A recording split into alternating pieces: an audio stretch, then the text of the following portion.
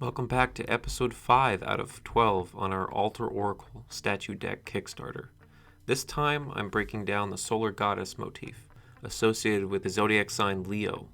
The Kickstarter is currently 80% funded with only 14 days to go.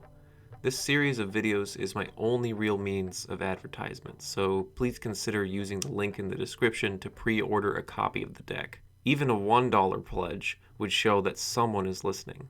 I also have a link to my Patreon in the description if you'd like to support me for making more videos like this.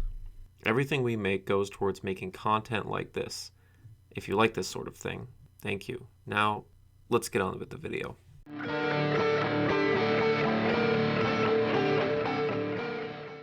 So now we come to Leo and SOLARA, the sun goddess, the provider. The sun goddess is a motif that is actually quite common to almost every mythology. The sun is very important for humans in the history of life on Earth, really. So, of course, it's going to have very important impact on our philosophical and linguistic understanding. What I find really interesting about this pandemonic deity of Solara is in line with the heliocentric view. The sun and really every star in the universe is a mother. And from a scientific perspective, the metaphor of a sun goddess is actually more fitting, arguably, than a sun god, which often sun gods get more press and they're more popular. But a sun goddess makes more sense. All the elements in existence are crafted, are conceived in the belly of stars. And it's through their sacrifice from generation to generation of going supernova and spreading the elements throughout the universe that we get more and more complex elements and eventually more complex forms of matter and eventually life. So to me, I think there should be more recognition of Solara as an important deity, as an important archetype in contemporary neo-paganism. I get the name obviously from our name for our sun, which is Sol, and that takes from a Roman and Norse source of Sol. The Roman Sol is actually later in the Roman Empire called Sol Invictus, the unconquerable sun, and is a masculine form. Would be one of the other two Leo deities, Lucifer.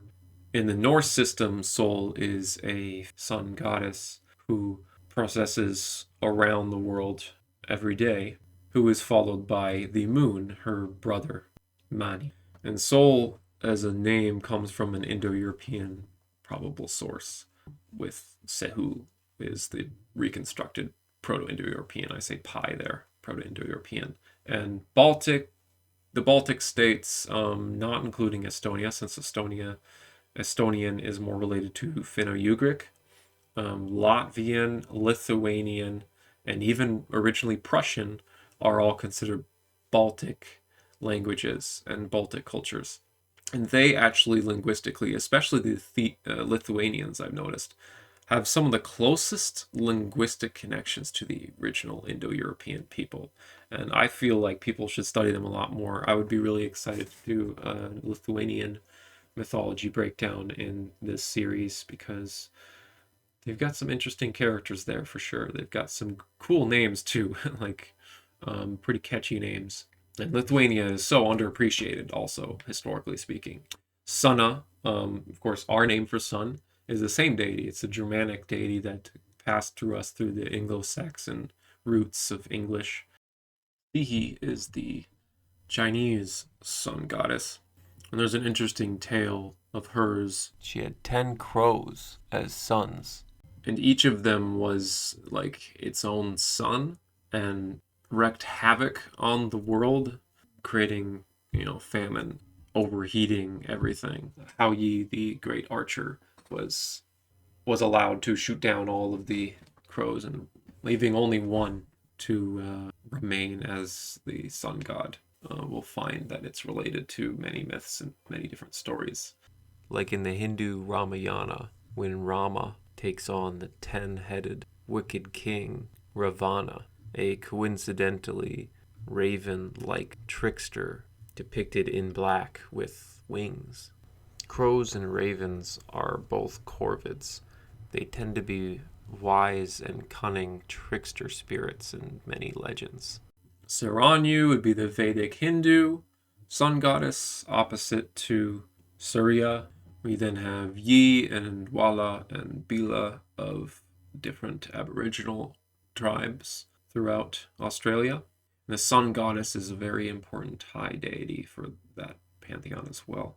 Sometimes, in the case of Bila, she is somewhat malevolent. She would be burning people and cooking them and then eating them, basically just terrorizing everybody.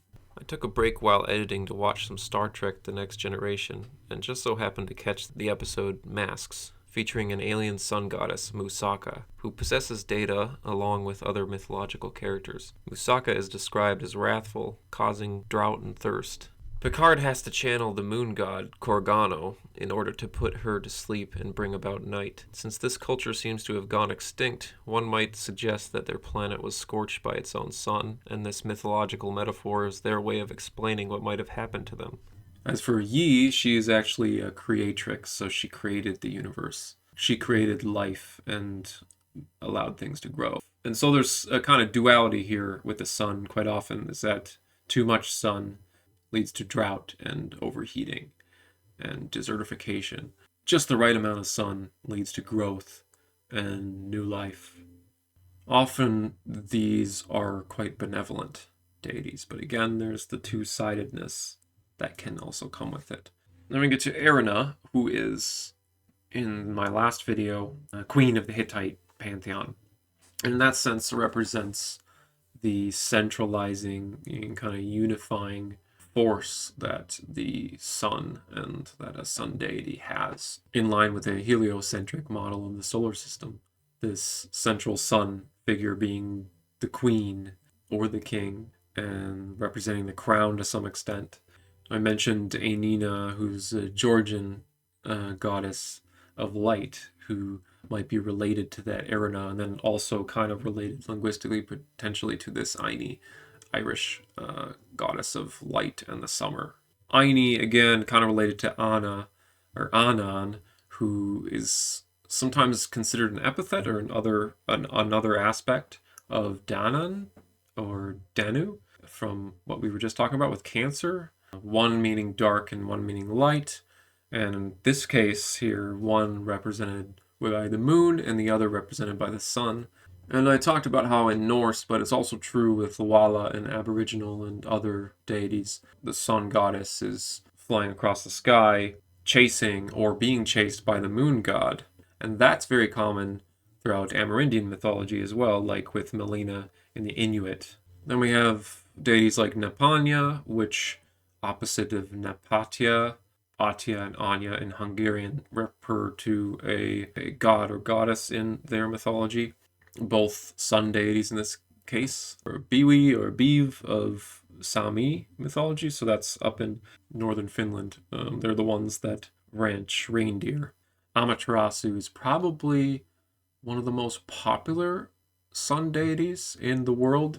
You'd probably say the most worshipped to this day, because Shinto tradition, even if somewhat secular in Japan, is still widely practiced or widely adhered to or widely respected or referred to. So Amaterasu actually goes back and represents the original Neolithic peoples living in Japan who had a matriarchal society, we could say, or at the very least, their priest class was female. Amaterasu kind of represents a deified high priestess. She was a bridge between gods and mankind, and was, like Erina, this sort of centralizing force. So really the monarchies in Japan first began with something like Amaterasu, the matriarchal, shamanic queens. Hemera might relate to all this by being a Greek goddess of day, and often day is another way to refer to the sun, right?